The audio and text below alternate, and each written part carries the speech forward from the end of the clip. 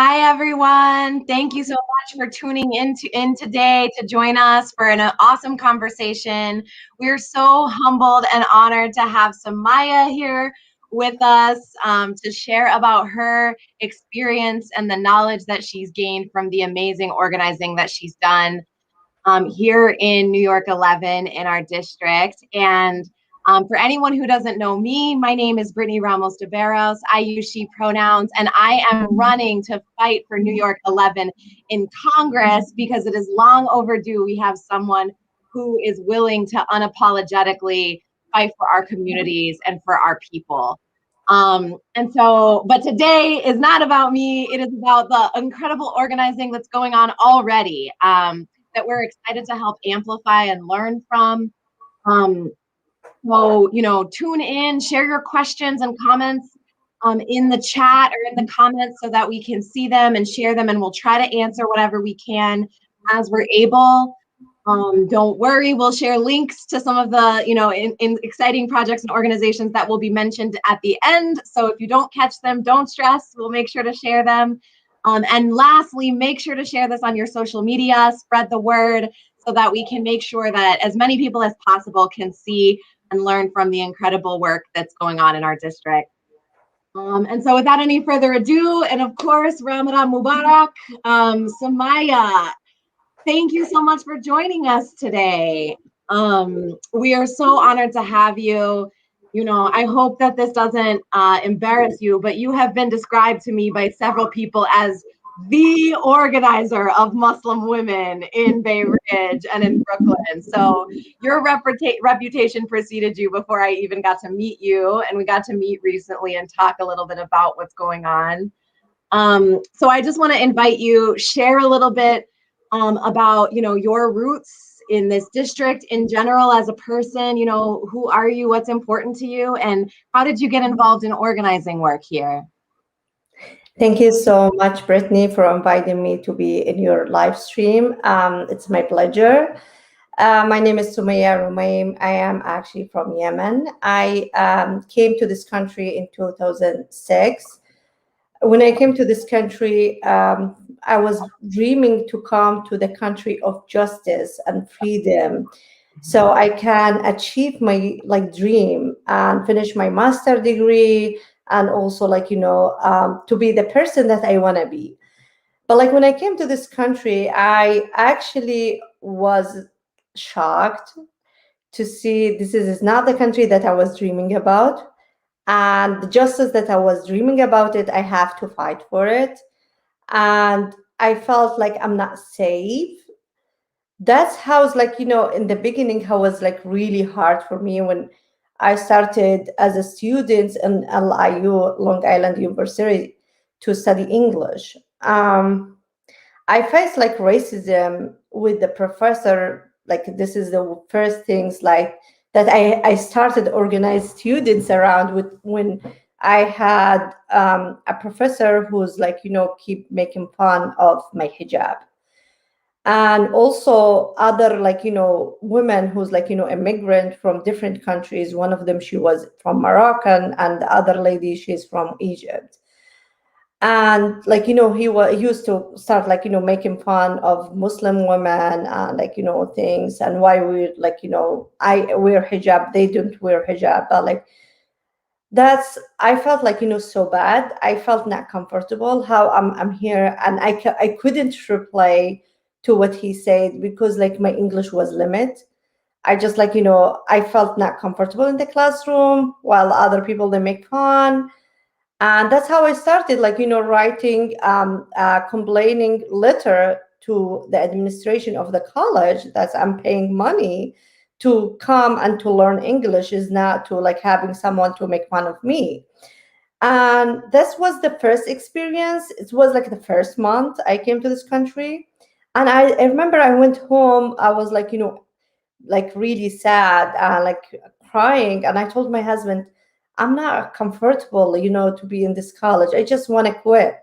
Because I felt that, like, and I started like telling him the story, what's happening with me in the college.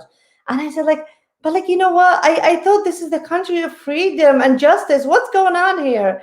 And my husband, I remember him, he laughed because my husband, he immigrated to this country while I was 8 years old. And he laughed and he said, no, you have to fight for justice. You cannot get it easily.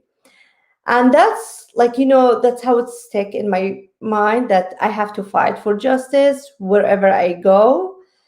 And I started to organize students who's really get impact of this teacher or this professor. And we did like, a letter and a petitioning that we don't want him to teach us. That was the first thing. So while my English was really limited, and we got like, we got them, like they didn't kick them out, but like, they moved us to other class. This is how I start. Wow, that is a rough start. I am so sorry that that happened. And yet we know that that is a very common experience for a lot of people. And I think some folks would be surprised knowing that, New York City is the diverse place that it is, to hear that people are still experiencing such overt discrimination and racism like that. So thank you for sharing that story with us. And, I'm grateful that you chose to join this struggle for justice to make, to help us move this country to being closer to what it says that it's supposed to be, right? And what a lot of people are told and what we're told even growing up, I mean, I think what resonates in your story is I grew up here. I grew up in a very patriotic American household. Um, and yet I also had to learn the hard way that some of those ideals of justice and freedom and fairness, had so obviously not actually been achieved. So thank you for sharing. And it's Yeah, striking to hear, like I also how like feel common. that I see that also with my daughters, like who born in this country and they are wearing hijab, and they felt like the same way. They said, like, mama, sometimes people they see us in the street and they could say, go back to your country. We are like from Brooklyn, we born in Brooklyn, so which country they are Right, talking about? They like, one of them, the little one, she never visit, like, my country. She never go to Yemen before, so what they are talking about. So right. that's what makes me feel bad, that it's they have to learn the hard way, as you say. Yeah. Yeah. I'm so sad to hear that too. But so you came from Yemen and you established a family here, and this is your home now, right? Or at least one of your homes. Um, and you got involved in the movement and organizing. So tell us a little bit about how did it go from there? Because that's a big leap from, that was your first organizing project to hold that teacher accountable for his racism at that school. And now you run an organization that organizes, hundreds and hundreds of Muslim women in Brooklyn. So tell us a little bit about that organization and how you got into that work. Yeah, as I said, like, before that, I learned the hard way to I have to fight for justice. Mhm. So since then, like, I start thinking about what I'm gonna do next. And I start like being involved with Arab American Association. I volunteered there for 6 months. Then I got like, hired and I worked there. And from there, like, I started like, hearing and listening to the women in the community and what's the struggling that they face them, and how's like, like how we can move forward, how we can build a good coalition so we can like, fight for each other. And like, I in 2016 when Father K run for like city council in our district, I was Mhm. so excited to see an Arab who's like running for city council. Like, this is Excuse the me. first like Arab is gonna run for city council. That's great. So we can have a representation in the city hall and a person who speak our language. And that's like, even like I realized that our community, they never ever go to vote in election. They only go to the presidential election. And Mhm. many of them, they never registered to vote before. And that's like, I had done so much voter registration in Father K campaign, and people, even they didn't know, they thought when they registered to vote that they already voted for Father K. That's, they said, Mhm. oh, now we voted for Father K. Like, and I realized that there is a lot of lack of information and knowledge in our community. And I had to step up and start, like, educate people, and Mhm. how you can, like, elect person, how you can, like, choose the right person. Because, like, we believe since like, Trump get elected in 2016, we start, like, realize how we weren't that much of organized, and we need to, like, reorganize ourselves, and, like, start, like, like, do the work. If we are not going to do the work, who's going to do it? Mhm. And that's how, like, it started in 2016. And, like, we started, like, organize community, like, register people to vote, and then, like, educate people about election, how you vote, which difference between the city council seat and congress seat and state senate seats, because people, they don't understand which difference between what, and what is, Mhm. like, what kind of power they have. And then, like, we started, like, also, like, encourage other people to be involved in this movement, because it's really important. Mhm. And yes, we didn't win the election, but, like, it was a good start, like, to organize ourselves, to learn that, like, this is just the starting button. How we, like, like, how we made the community started, like, thinking about, yes, we should have done that before. Why we waited until now? So that's how it started. And, like, I was, like, really lucky to be among of amazing organizer and to learn from them. Yes, I had the connection with the communities, but I didn't have the skills to be, like, a great organizer. And I learned that from the people who's around me, like from Yella Brooklyn, from, like, from everyone, from the Arab American Association, all the organizers were, like, working there, and I worked with them closely. I learned so much, and I, like, I appreciate everything that I learned from them. Mhm. So that's how I started. We, like, thought about how we have a coalition for Arab women, Mhm. because especially as an Arab and hijabi women, we faced a lot of problems and strugglings. And that's how, like, like, the women that they helped me out with the Father K, they volunteered, like, to do voter registration.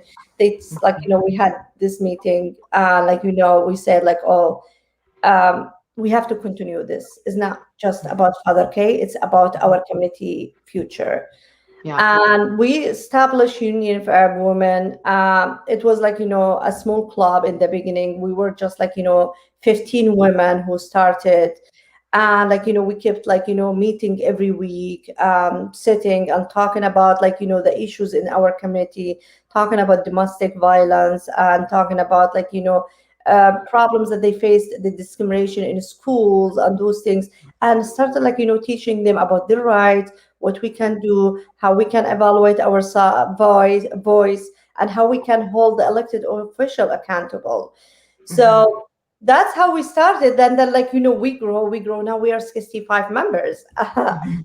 So, and before, if we, like, looked at before, the women, like, they weren't involved that much, and they felt, like, not comfortable to be involved in anything, especially the new immigrant women who came from, like, from Arab country. And they have this stereotype that politician is evil, and we don't want to be involved in this. But, like, now when they, like, starting being part and involved in the civic engagement classes, they start learning about the rights, and how is that really gonna change the future of the next generation, of our children, um, like, if our children future. And how is that could, like, start, how is the change in the White House has to be, like, started locally. We started first from ourselves to change the way how we look at the stuff, and, like, how we could be more engaged, and then, like, people who's around us, and how we elect the right people to represent us. That is really important. And we were like, involved in like, the election in 2018. We got like, Andrew Guinardis, Max Rose. Like, we worked so hard in their campaign, like, to canvass, making sure that people, they gonna vote for them. And then like, we got like involved in Jumani William campaign, and we endorsed him. We worked so hard for his campaign, and like, thanks God, like he won. That's how like, we started. Like we worked in the like it was really excitement, because like, when you start working with the campaign, and like, getting the candidates to listen to your problems, and what do you want, what kind of change that you want to see in the future. This is the how we started. Before we endorse, we have this conversation. This is what is our ask. What do you think about that? What is your platform? How you can make our community better for us, Mhm. as a like, a Muslim and Arab woman who's facing all this discrimination? Mhm. And then we take it from there. Like if this person understand what we are going through, how we are, like as a visible Muslim wearing hijab, going through so much things, and understand what is our need, then we like, take it from there. And like the women start feeling that they have power, they have like, their voice is getting be heard. And like it makes a lot of change. And also for the last election, when we actually endorsed Bernie Sanders, and also we went to Massachusetts and other and to Boston, to do like, campsing. And that's never happened, to see like, with Arab women leaving from all the way from Beirut to Massachusetts and to Boston, to like, do campsing for like, president candidates, because they believe that yes, this is the best one who can like represent us as an Arab and Muslim, and we want to change the White House. And Wow. even like when he withdrew from the race, I know like many of them, they were like, disappointed, and they put all their hope in Bernie. But like, we end up like, we have to keep our movement. We have to keep like, making sure that we're gonna get someone who's better than Donald Trump. And we thanks God, like, we had done so much work, like even for the president, Joe Biden. And like many of people like in our community, they wanted to like to vote, making sure that they voted that day. Many of them, they left their stores, they left their jobs, making sure that they're going to go to vote, because they want to see like a better future for them as a Muslim and Arab community. Wow. That's so powerful to hear. I mean, it really is impressive. And there's a couple lessons that I want to pull out that I hear in your story, that I want to make sure that folks pick up on. So one is that it is just some of the understanding the context that people are coming from, how they relate to, how they, is for immigrant communities, particularly, how they might have related to politics differently, or the fears, or not even just fears, but real risks, right? Like sometimes I know in working with immigrant communities, people have been deeply concerned about, I'm already facing discrimination. And if I become vocal, then I might be targeted and I can't afford that, and I want to be safe for my family. So, that's one lesson that I hear in what you're saying, is just how important it is for people to talk and understand the context that people are coming from, and not start from a place of judging them for not necessarily being engaged, but understanding why, right? Understanding the hesitation.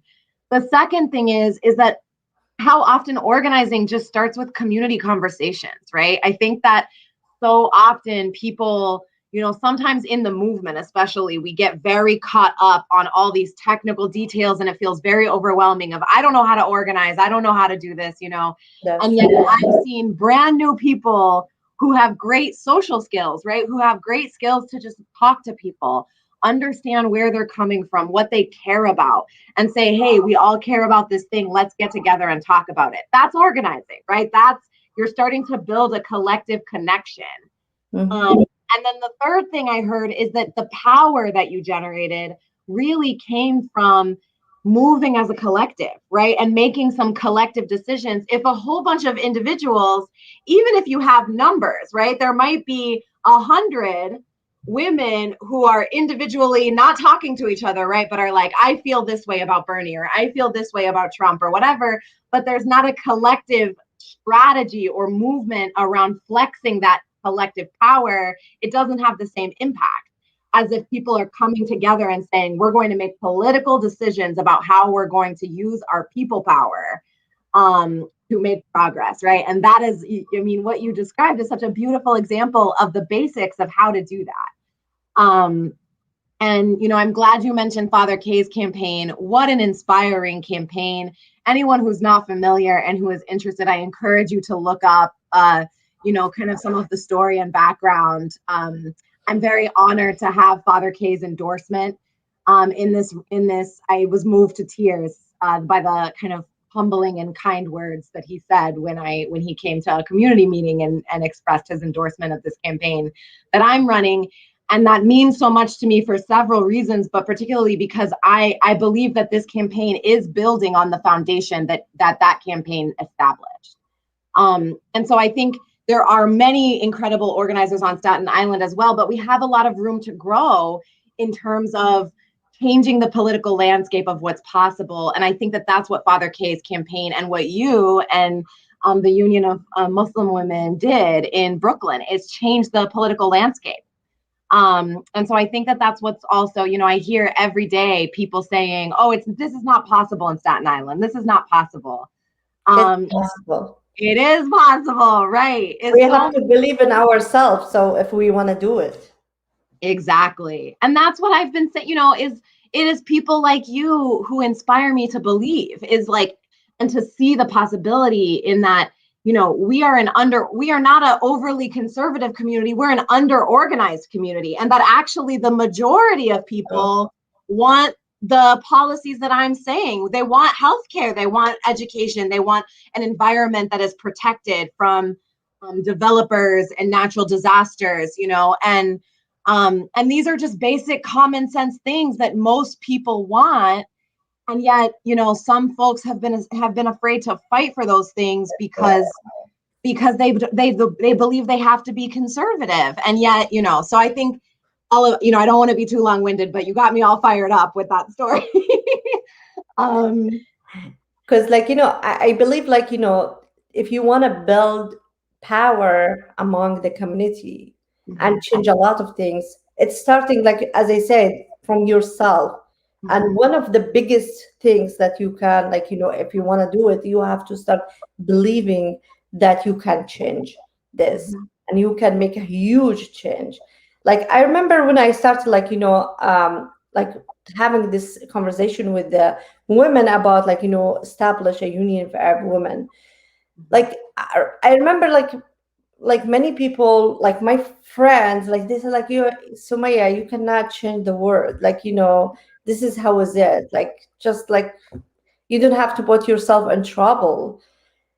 And I said, like, no, it's not about putting myself in trouble. It's about how I'm gonna be comfortable making my daughters living in this country while they're gonna face all this discrimination. I want to fix this, and I want to make sure that my daughter is gonna be safe while they are walking in the street, while they are getting the like bus or the train, going to schools. So all this my work, it's part of the responsibility of mine as a mom.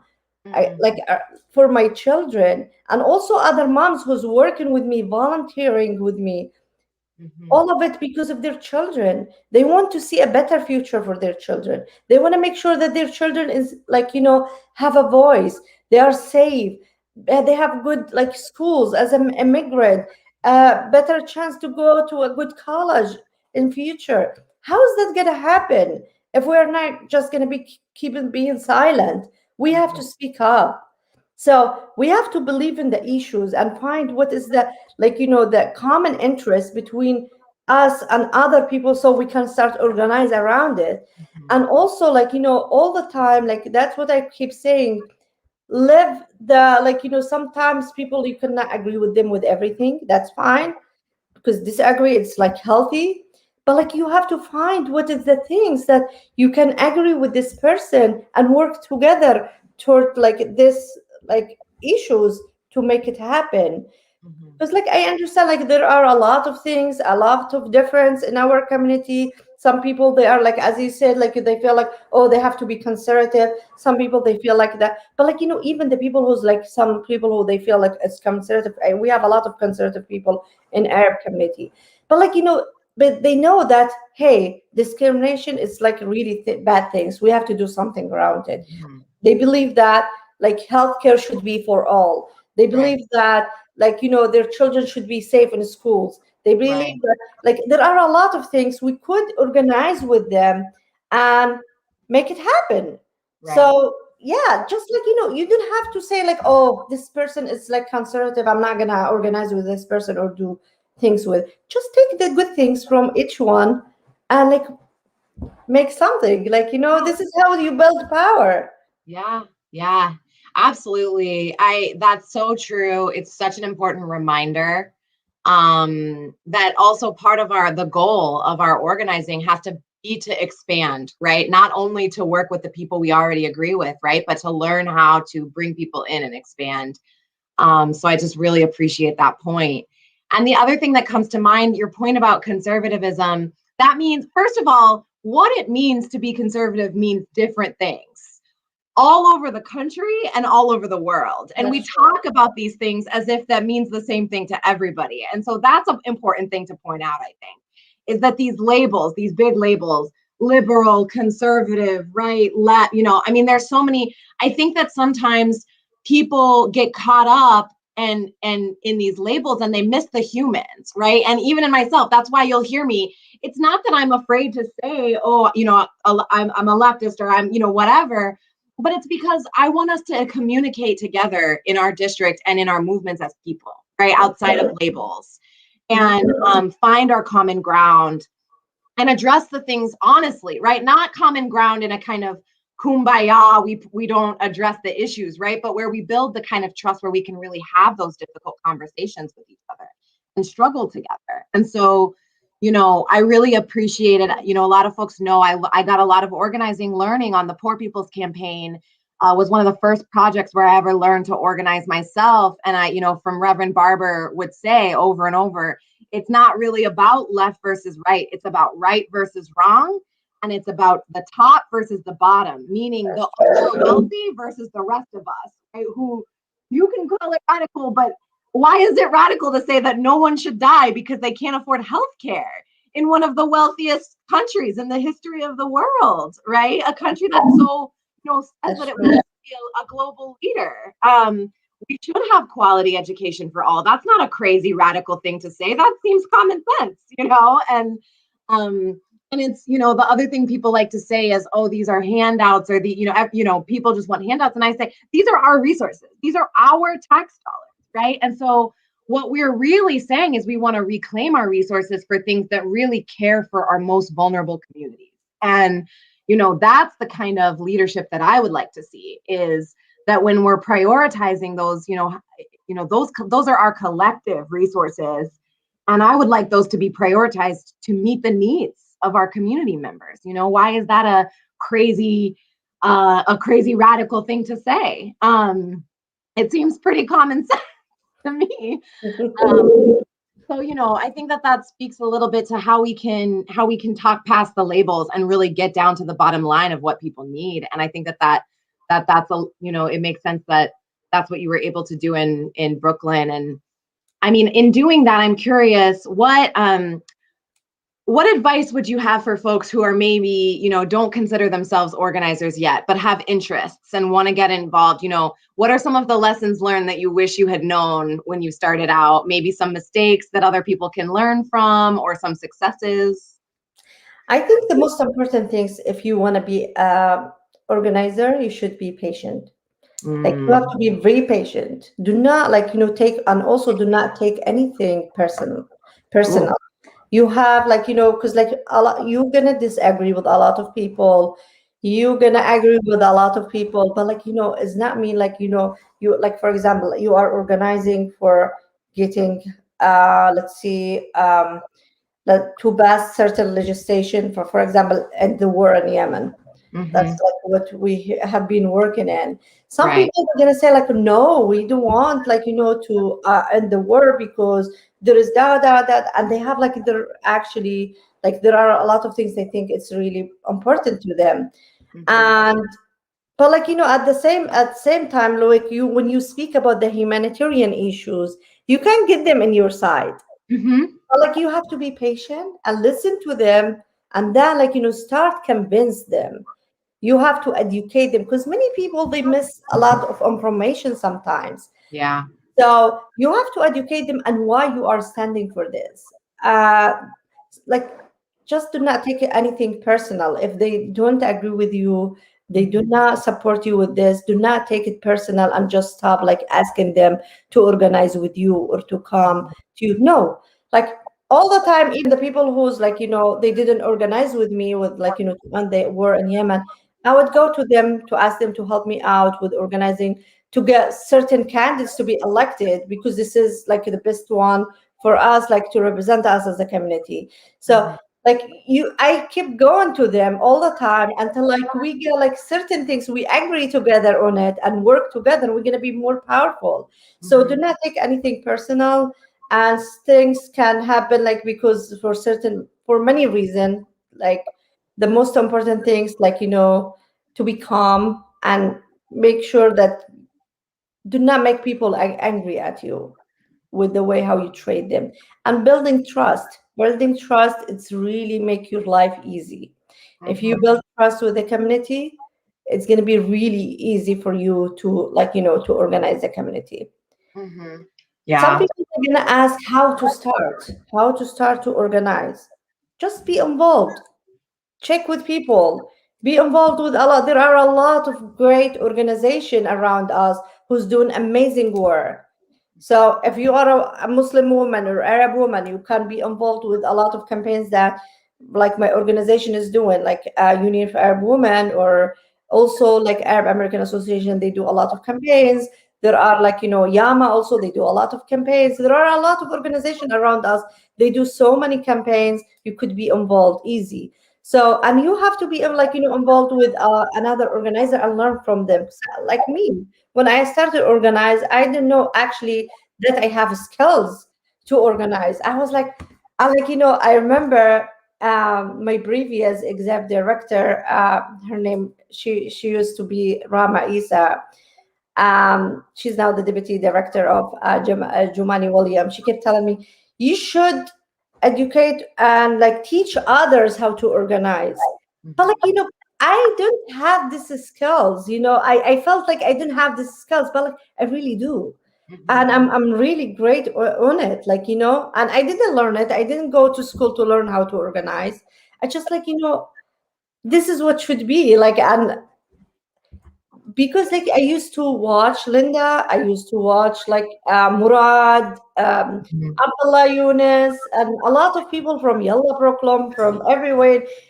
Like and I learned from them, like how to organize, what is this, how this could be and look like, and I was a part of a lot of things that they had done, and I had this like and I have this in my like heart that I want to make change, Mm-hmm. and I have this goal. And what is the change? It's like to make sure that Muslim and Arab woman voice is like get be heard. That's all. Wow. Yeah, absolutely. Really good advice. And it's advice literally in my day job.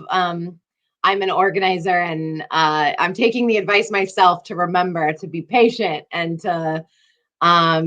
how important that is. You mentioned building trust as well. I'm curious, for folks who don't, who aren't as familiar yet with Arab or Muslim community, but want to be good allies, right? Want to be in solidarity and be building trust and going about it the right way, but might feel unsure kind of how to approach things. What's your advice about the best way to build trust? Yeah. Building trust, there are many ways to build trust. So, for example, if you're not Arab, you can like volunteer with Arab organization. You Mhm. could like, donate for them, try to support them with, like if you have any skills, like you could like, just call them and check what kind of like, support that they need. be involved in a lot of campaigns that they do. Like when they do food distribution, for example, you could come for an hour and a half, and like volunteer with them, so they get to know you, and they feel like to get to feel that you are like you care about the community, you wants to help out the community. So this is how you build trust and or work with them directly. For example, how I built my trust like with the community, even like as a Muslim and Arab, how I built this trust with the Muslim and Arab. It's just like I built it through the working directly with them, helping them, being there when they need me. If there is any issues, they like feel comfortable to pick up the phone or text me, hey Sumaya, this is what happened to like to my brother, or this is what happened to my sister, this is what happened to my son in school. So I always be there for them when I like I need them in anything. They are always there for me. That's how you build trust. Be there for people, be present. Yeah, absolutely. Yeah, I think that consistency too is key, is not just kind of showing up one time for a photo op Exactly. or Mhm. yeah, but showing I'm willing to do the unsexy behind the scenes work, right? The quiet that maybe no one will even know I volunteered. But just show up and help. And the other thing I'll caution my fellow non-Arab or non-Muslim friends who want to build trust to do is don't show. Sometimes we don't even realize we're doing it. And all of us are conditioned in this sometimes to a different degree, but to show up and think that you know better, to say, oh, I know a better way to do this, or and don't, it's important, I think, to also be humble and to understand that to go in assuming that there is context that you don't understand, that there are, or that you might not know about yet, right? Or that there are cultural things that you might not know about, or Exactly. relationship dynamics that you might not know about, right? And so be humble when you show up to any community that it is not, something that is your own identity that you grew up in or whatever. I think that that's an important principle to hold a lot of humility, and don't show up thinking, I know better, I know how to make this better. Just help, just show up and help, Yeah. And also, like, yeah, as you said, like, mentioned culture sensitivity. It's very, very important to get to know and to learn about their culture before, like, you go volunteer with them. It's Yeah. good, like, to show them that you care about, like, what's going on with them. Like, it's good, like, if you have, like, a neighbor who's, like, celebrating Eid or Ramadan, to say Happy Ramadan or Happy Eid. Those things, little things, make big change. Mhm. Yeah, yeah. I've noticed folks asking, as I went to a couple iftars the last couple days, hosted by, shout out to the Muslim Sisters of Staten Island and a couple other organizations and local campaigns that have hosted some community iftars. And I noticed that in some of the spaces, I would encounter other people and they would ask, and I was grateful that they asked. They would ask me, what is an iftar? What does that mean? And they didn't know. So since you bring it up, for anyone who's wondering, Ramadan is a month-long time of reflection, of kind of recentering on, kind of what people need to focus on most: family, community, God. And so it is a time of worship and reverence. And many, there's a lot of detail, and I won't, I'm not a practicing Muslim, so I won't speak for anyone, but just for those who are unsure, right? There's many Muslim people participate in a fasting until sundown during the day during Ramadan. And so one example is that if you're going to volunteer with Arab or Muslim organizations or community, or you're in their space, it would be rude. Many people will tell you it doesn't, I don't mind if you eat or drink water or whatever when you're around me. But as a default, make sure that you're being mindful of being respectful, that other people are fasting, are, observing this the month of Ramadan in ways that are very sacred to them, and to be conscious of that.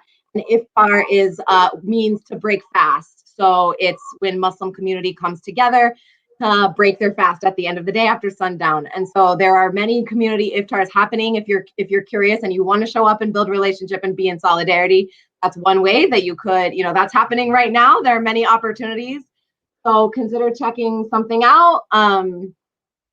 So those are just a couple things, because and Eid is the end of it's a celebration at the end of the Ramadan month. And so just if anyone out there is curious and doesn't know what these words mean, that's a quick primer.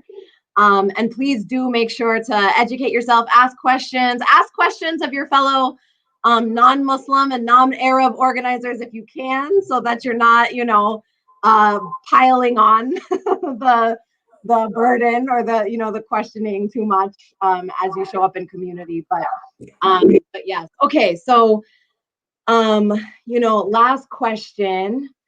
Are there any actions that are ongoing, organizing efforts, campaigns that you want to make sure that people are aware of if they want to get involved with the organizing that you're doing? We will make sure to drop the links if there are any in the comments. But what are ways that people can find you, can get involved, or otherwise support the work that you're doing? Yeah, actually, I just want to mention a little bit about like culture things. Oh, Uh, sure. I founded WeCNYC, Women Empowerment Coalition of New York City, which is a nonprofit organization, 501(c)(3), to build bridges between communities.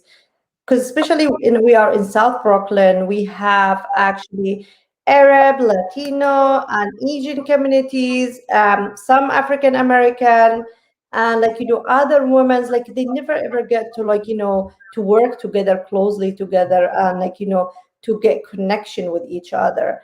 I started while I actually all the way in the back when I was working at Arab American Association and Academy of Medical and Public Health Services. I actually brought all the students together in Ramadan while we had at the Academy of Medical and Public Health Services, we had students who's Latino and Asian, and in Arab American Association we had Arab students. So we had a big event, a big iftar event, and students were for first time to get to know about iftar and Ramadan and get to learn more about Muslim. We all live in the same place, and but we don't know about each other. Same thing with when I brought them to celebrate Eid, and also in the Chinese New Year, we we celebrate their New Year. This is how you build bridges between communities, but while let them know and understand each other culture, get to know each other, get to have a real conversation with each other.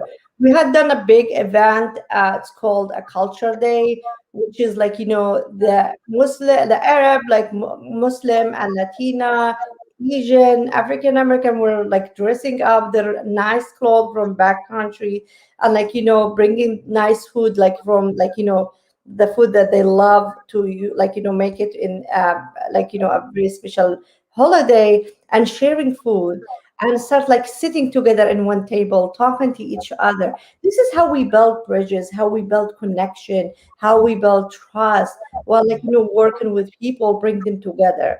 This is really important. Some people, they didn't think about it, but we need to melt these dividers between communities, and this is the mission of my organization. It's how to Yeah. put people together and melt these dividers, because the only person who's taking advantage of these dividers, it's the evil system who's trying to break us down. The Yeah. only way, it's to be together and fight together to make sure that we are in a good track, and making a good future for our communities. Yeah. um and also for the campaigns, honestly, now, because we have the grand opening of our organization. We just got a new office in Bay Ridge in the 77th Street. We have a big opening. It's going to be in June 4th, and I would love to see my neighbor to come by in our grand open. And also, we are actually planning to have a young women summer program. Is going to start in July.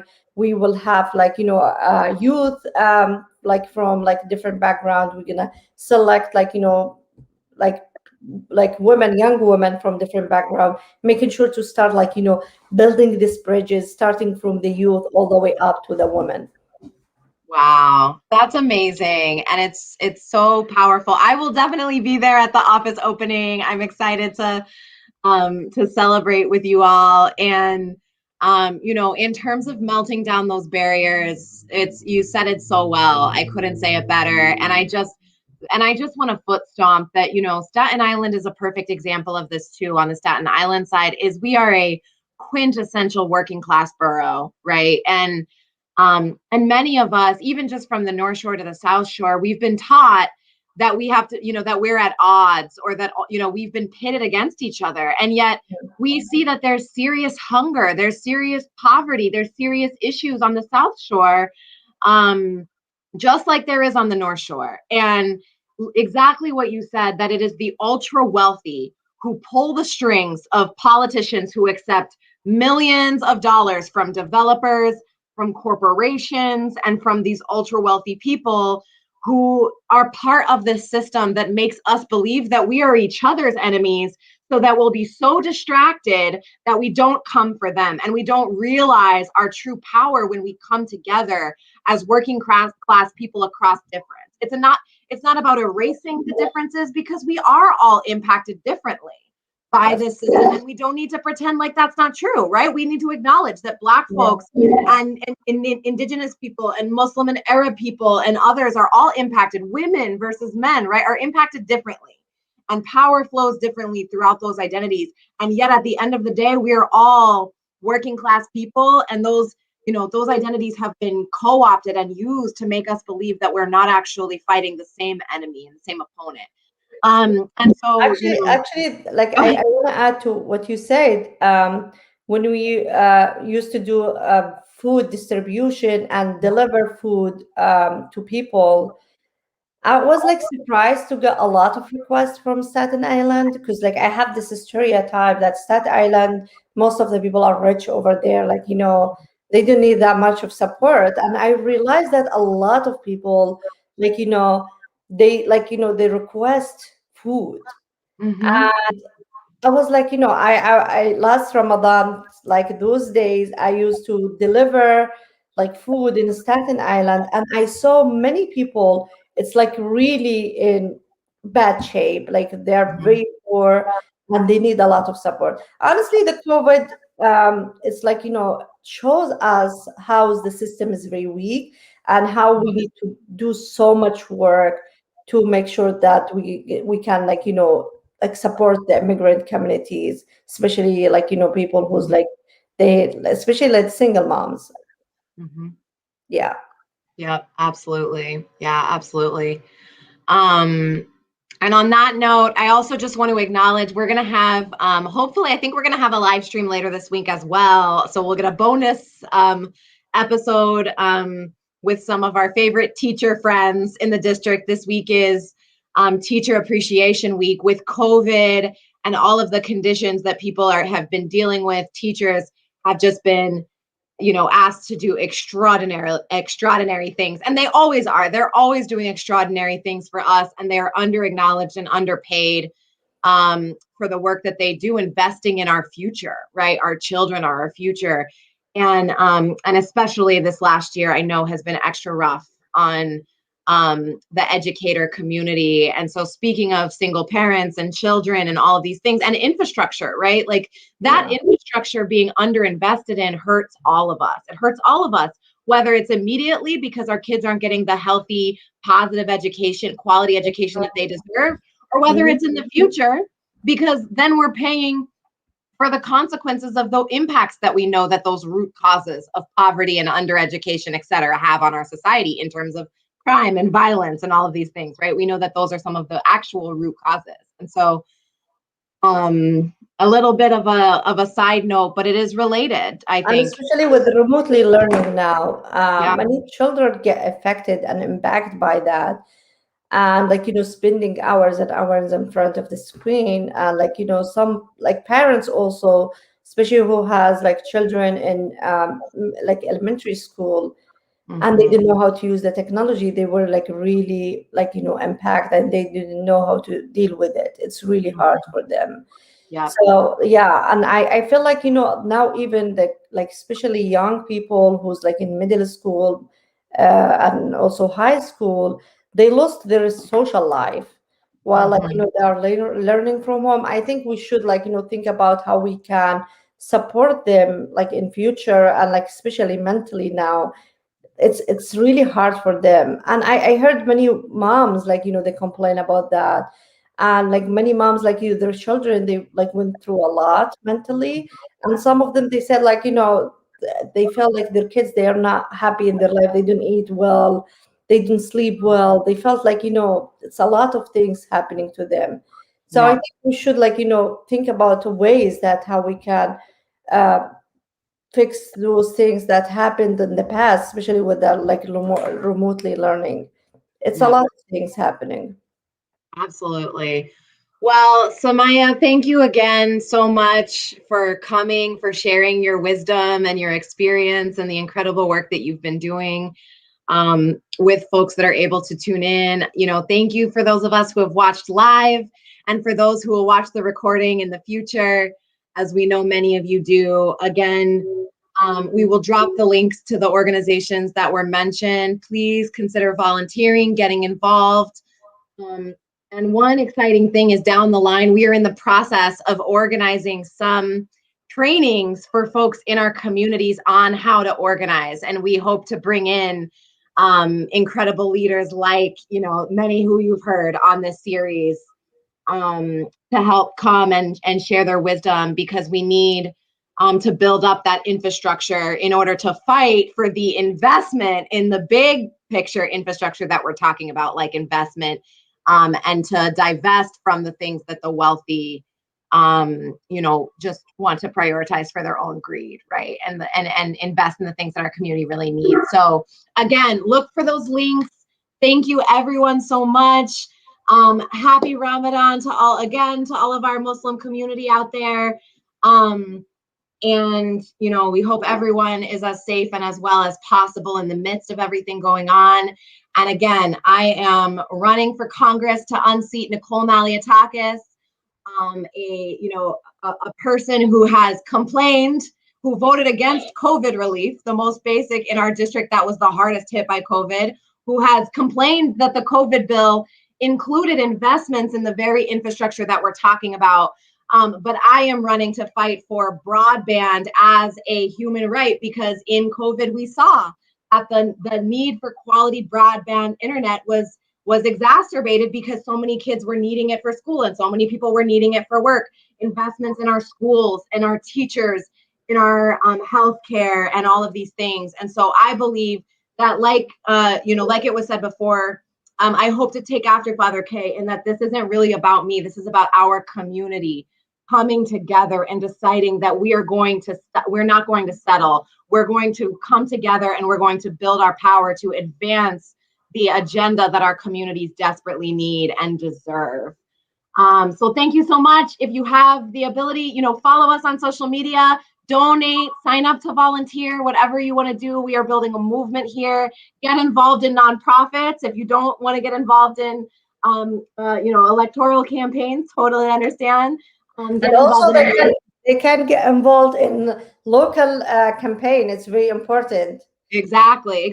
We have big New York City campaigns happening right now. We've had several candidates on. We're going to have more in the coming weeks and months. So make sure to watch the candidate forums that are happening, and vote in June, when those elections will be happening, that will have a big impact on who is our mayor, who are our city council members, borough presidents, etc. So thank you so much again, everyone, and take good care.